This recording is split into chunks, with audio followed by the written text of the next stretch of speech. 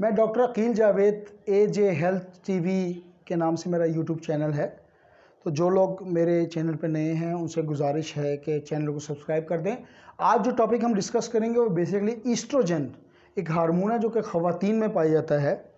और ईस्ट्रोजन के जो काम है वो है क्या, बेसिकली सेक्स को, सेक्सुअल एक्टिविटीज़ को या जो रिप्रोडक्टिव का सिस्टम है यानी कि अफजाइश नस्ल है उसको कंट्रोल करने के लिए इस हार्मोन का एक बैलेंस क्वांटिटी में जिस्म में होना ज़रूरी है। ईस्ट्रोजन ख़वातीन के सेक्स को कंट्रोल करता है, इसी तरह मेल जो सेक्स कंट्रोल का हार्मोन है उस टेस्टोस्टेरोन। तो आते हैं जी ईस्ट्रोजन की तरफ ही। जैसा मैंने कहा कि एक बैलेंस क्वांटिटी अगर हो, मिकदार हो जिस्म में, तो ये हार्मोन जो फीमेल कारकर्दगी है, फीमेल इश्यूज़ की जो कारकर्दगी है उसमें अहम किरदार अदा करता है। तो दो फेजेस होते हैं जी, एक प्री मेनोपाज फेज़ होता है और एक पोस्ट मेनोपाज फेज़ होता है। अब मेनोपाज को पहले हम डिफ़ाइन कर लेते हैं। मेनोपाज कहते हैं सन्यास को, या उर्फ़ आम है उन लोगों के लिए जो मेडिकल से नहीं है। जब पीरियड्स बंद होते हैं, ख़वातीन के पीरियड्स नॉर्मली 40, 45 या 50 साल की एज में जाकर बंद हो जाते हैं या कम हो जाते हैं, उसको हम मेनोपाज मेडिकल में कहते हैं, सन्यास उर्दू में कहते हैं, और माहवारी का ना आना या कपड़ों का ना आना इसके मतलब एक ले मैन के लिए लैंग्वेज है। तो प्री मेनोपाज इसकी जो मिकदार है ईस्ट्रोजन की, ये 30 मिनिमम और 400 pg/ml होना चाहिए। अब आते हैं जी सेकंड फेज़ इसका क्या है। सेकंड फेज़ है पोस्ट मेनोपाज। अगर कोई औरत, कोई खातून, कोई हमारी बहन, कोई लड़की अगर मेनोपाज में चली जाती है, सनयाज या माहवारी आना बंद हो जाए, पीरियड्स ख़त्म हो जाएं, तो उसका लेवल क्या होना चाहिए। तो वो लेवल जो है वो 0 से लेके 30 है। तो ये एक इसकी मिकदार है, 0 से लेके 30 pg/ml। ठीक हो गया जी, ये इसके लेवल्स हैं। अच्छा, ये जो हार्मोन है मैं आगे जाके डिस्कस भी करूँगा, ये बेसिकली ब्यूटी का हार्मोन भी कहलाता है। ये जो ईस्ट्रोजन है इसको खूबसूरती, यंगनेस और जवान रहने का हार्मोन कहलाता है। तो ख़वातीन जो हैं अगर ये प्रोग्राम सुन रही हैं तो उन्होंने बहुत ख्याल रखना है कि इसकी एक बैलेंस क्वांटिटी आपके जिस्म में मौजूद हो। मैं आपको बताऊंगा कि कौन सी चीज़ें हमें इस्तेमाल करनी चाहिए नेचुरली, ताकि इसकी मिकदार आपके जिस्म में कंट्रोल रहे। थोड़ा सा मेरे प्रोग्राम को सुनते रहिएगा। इंशाल्लाह ये प्रोग्राम पूरा सुनेंगे तो आपको ईस्ट्रोजन का कंसेप्ट और फीमेल इश्यूज़ का कंसेप्ट बिल्कुल क्लियर हो जाएगा। अच्छा, ये हार्मोन बनता कहाँ पे है, सॉरी मैं लेट बता रहा हूँ।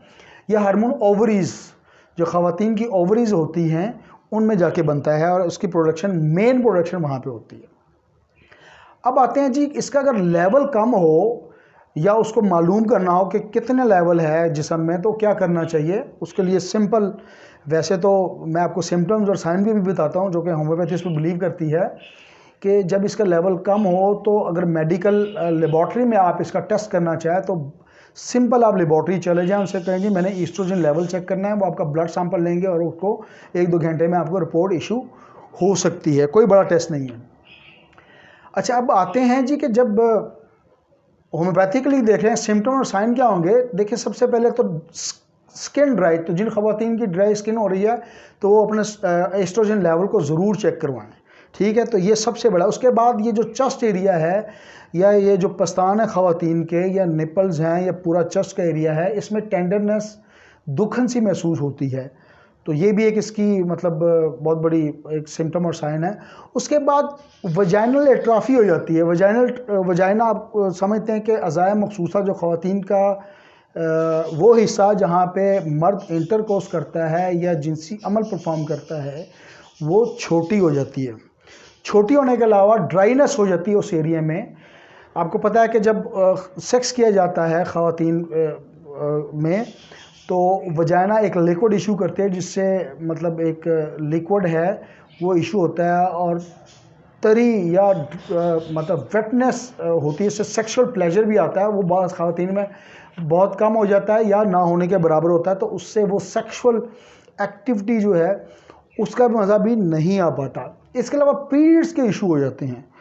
पीरियड्स जो हैं वो आगे पीछे होना स्टार्ट हो जाते हैं।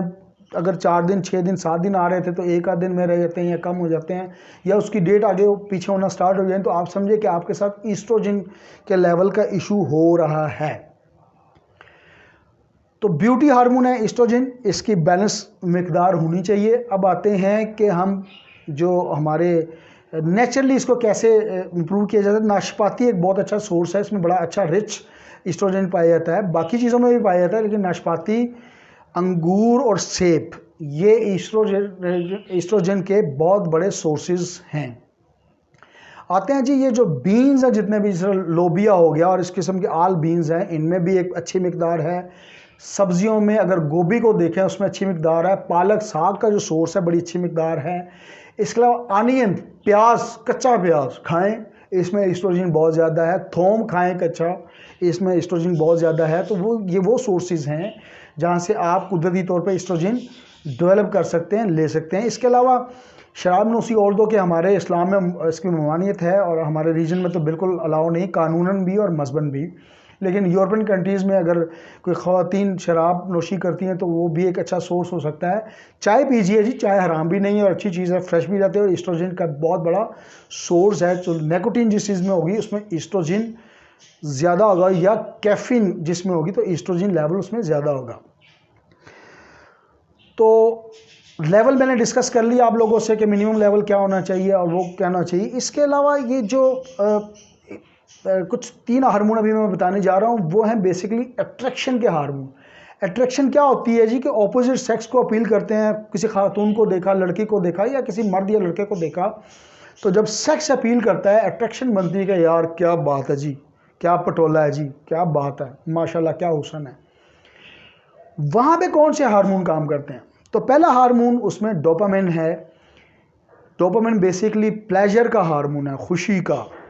कि जो नशेई लोग हैं, हशीश इस्तेमाल करते हैं, चरस इस्तेमाल करते हैं, डोपामिन उसका बहुत बड़ा सोर्स है। ब्लड स्ट्रीम में शामिल होके दिमाग को एक खुशी और लहर देता है और अपने आप को बादशाह और किंग समझता है। तो डोपामिन याद रखिएगा, ये एक ऐसा हार्मोन है जो कि प्लेजर, वक्ती प्लेजर देता है और आपको रिलैक्स करता है। तो ये एक बहुत बड़ा सोर्स है, मतलब चर्च वगैरह, ये एक बड़ा सोर्स है डोपामिन का, और ये जिस्म में प्लेजर और तहरीक पैदा करता है। एक और हार्मोन नोरपेनेफ्राइन, ये एक ऐसा हार्मोन है। अच्छा, डोपामिन जो है ये जो दिमाग का हाइपोथैलेमस हिस्सा है इसमें डेवलप होता है। नोरपेनेफ्राइन जो है ये बेसिकली ब्रेन का जो स्पाइनल कॉर्ड वाला हिस्सा है यहाँ डेवलप होता है, और इसका काम भी वही तहरीक पैदा करना और खुशी पैदा करना या अट्रैक्शन पैदा करना है।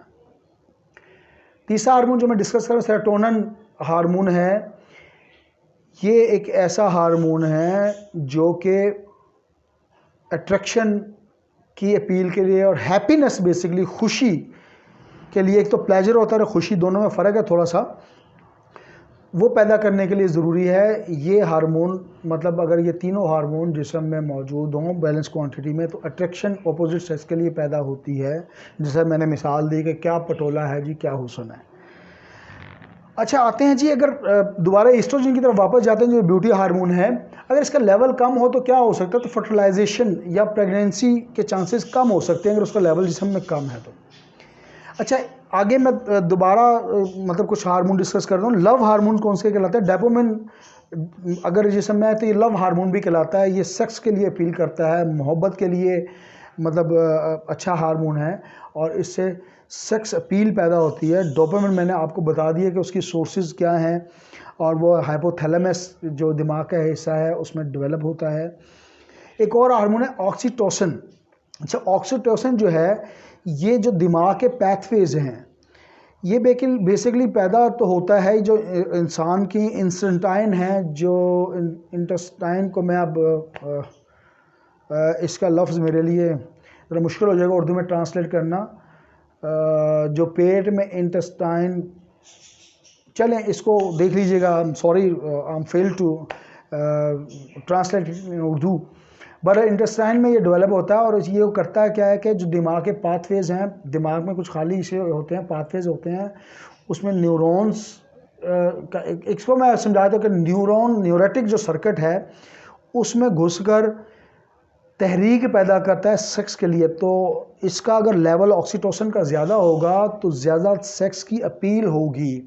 यानी कि इंसान हर वक्त सेक्स के चक्कर में रहता है, उसके ख्यालात में सेक्स, वो हर वक्त बेशर्म होता है वो, और बेशर्म के लिए मैं बता चुका हूँ हाइसोएमएस एक हमारी अच्छी मेडिसिन है। एक और हार्मोन सेरोटोनिन एक ऐसा हार्मोन है जो कि भी सेक्स अपील में या मतलब सेक्स की ज़ाती में, सेक्स को ज़्यादा करने में एक अहम किरदार अदा करता है। तो ये तीनों हार्मोन बेसिकली मोहब्बत के, लव के हार्मोन कहलाते हैं। हमने डिस्कस किया जी कि ब्यूटी का हार्मोन क्या है, अट्रैक्शन के हार्मोन्स क्या हैं फीमेल में, और लव हार्मोन्स क्या हैं। अच्छा, जिस तरह ईस्ट्रोजन मर्दों ख़वातीन में काम करता है, इस तरह टेस्टोस्टेरोन एक हार्मोन है जो कि मर्दों में सेक्स अपील करता है। बहरहाल वो किसी और प्रोग्राम में उसके लिए हिस्सा रखेंगे।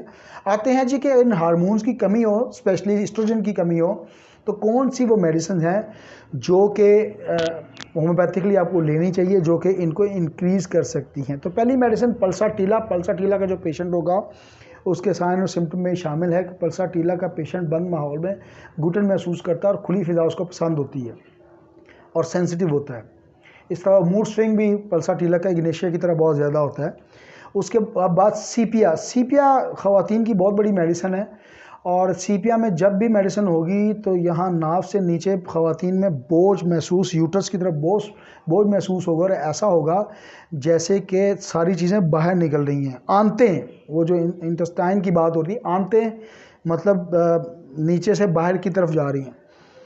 सिमिसफूगा बहुत अच्छी मेडिसिन है। ये तीनों मेडिसिन 30 पोटेंसी में यूज़ करवाइएगा, एक्यूट केसेस में अच्छा काम करती है। केसेस पुराने 200 में यूज़ करवा सकती हैं।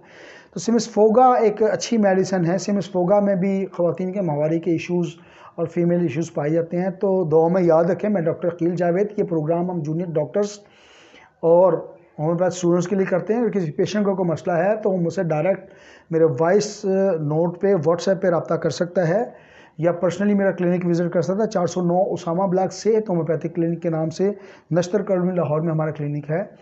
बेहतर तो है अगर लाहौर में है तो आप क्लिनिक विज़िट कर लें, अदरवाइज़ जो लाहौर से बाहर लोग हैं वो अपने लोकल फिजिशियन से रब्ता करें या हमसे ऑनलाइन रब्ता करें। Thank you very much.